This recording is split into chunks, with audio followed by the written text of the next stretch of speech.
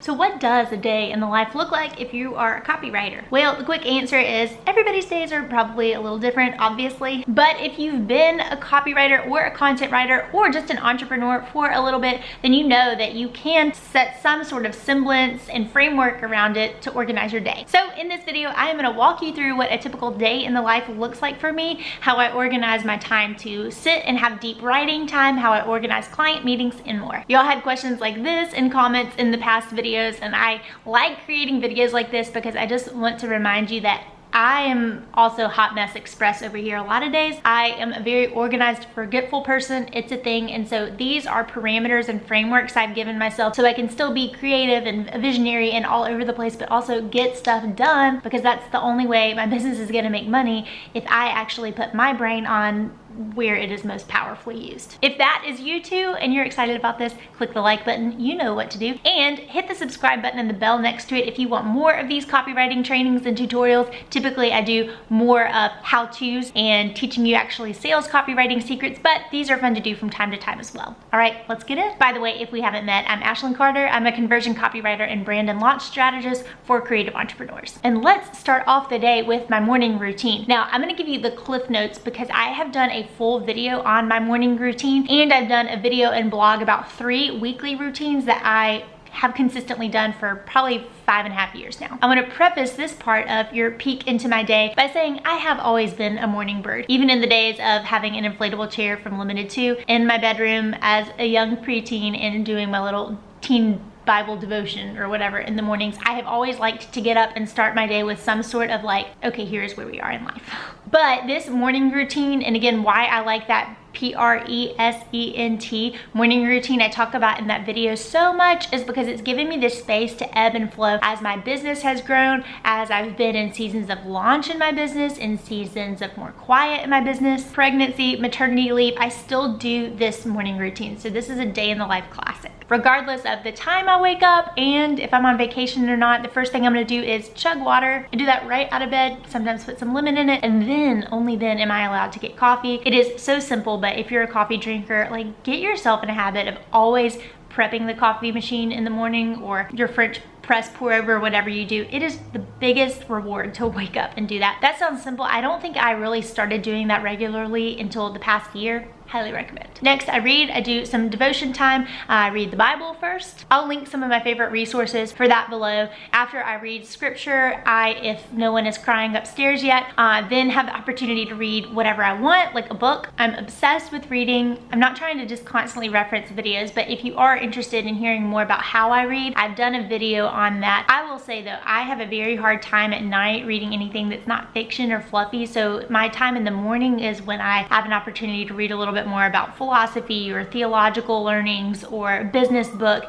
That's for in the morning. Next up, I pray. I use my Val Marie paper journal to pray. I like it because I'm able to jot out and see over time what I'm praying for, and it's kind of cool at the end of the year to look back on. At this point, the kids are definitely up, so we do family breakfast, we have some playtime, get them ready, and either my husband or I take them off to nursery school. In that PRESENT morning routine, exercising is in there. My exercise routine, I either do a 15-minute Peloton exercise, whether it's on the bike, or I honestly just like some of the little strength training exercises that are in there. There's so many that are like 15 minutes, which is a blessing. That's all I have time to do. If I don't do that, then I'll just go on a quick walk in the morning. And I also, one part of my morning routine is listening to a news podcast that's, again, about 15 minutes. So I pop on my favorite one and listen to that. And that's everything I do in the morning before I start my work day. Okay, next up, the time from about 8:30 in the morning to lunchtime. One thing I have to do when I first sit down at my desk is plan my day out and make sure that I've got everything plotted. I do not sit straight down and just start doing the first thing on my desk, or I never open my inbox first thing in the morning. I've got to sit down again and be like, okay, what needs to get done today? What time blocks am I going to put these in during the day? All that's planned out because I do have my dream week scheduled, and this is where I start. By the way, hit the subscribe button and the bell next to it. Next week, I'm doing a video that shows more about like how I set up my planner, so you'll learn a little bit more about that there. Because of that planning, I already sit down at my desk knowing what the big 3 things are I need need to do that week, like the things that have to get done for the business's livelihood. And I also know that day, because I set it up the previous day, what 3 things need to get done this day. Okay, so I know what I'm tracking after. So when I sit down, I take my vitamins. I also take this weird powder my friend Helen told me about, maybe a placebo. It's called Focused Brain.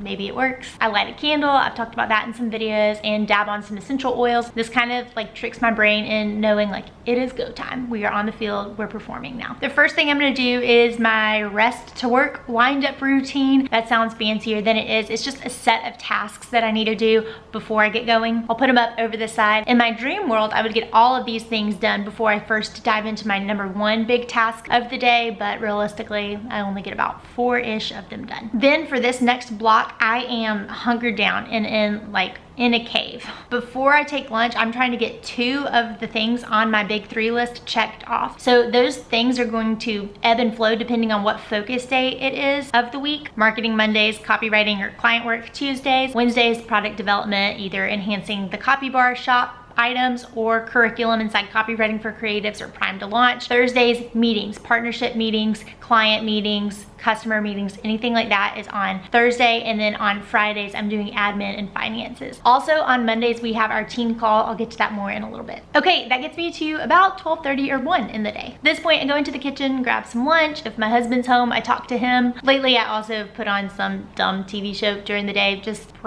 get my brain off of work for a little bit. I'll call my mom or my sister, sit on the porch for a sec, pet my dogs, have an actual stepped time away. I used to work over my desk. I think that was a relic from corporate days. And I realized I can either spend 45 minutes eating lunch over my desk, not really getting either done well, or definitely not enjoying the process of like having some good food, or I can spend 20 to 30 minutes stepped away from everything and then go back to work and be able to focus more. You see the obvious answer. Okay, early afternoon, back to work. I try very diligently to be a maker in the morning and a manager in the afternoon. So I do not start talking to my team really beyond a few Voxers back and forth with my integrator until afternoon, because I've got to get through 2 of those major work focus things in the morning. And like I said, internal meetings are on Mondays. So at this point, if it's a Monday, this is when I'm hopping on the phone or on Zoom with my team to chat with them. This early afternoon slot too is when I'm getting back to messages on Voxer and Slack. So during this early slot, I'm doing that. I'm also copy chiefing. So on the agency side of my business,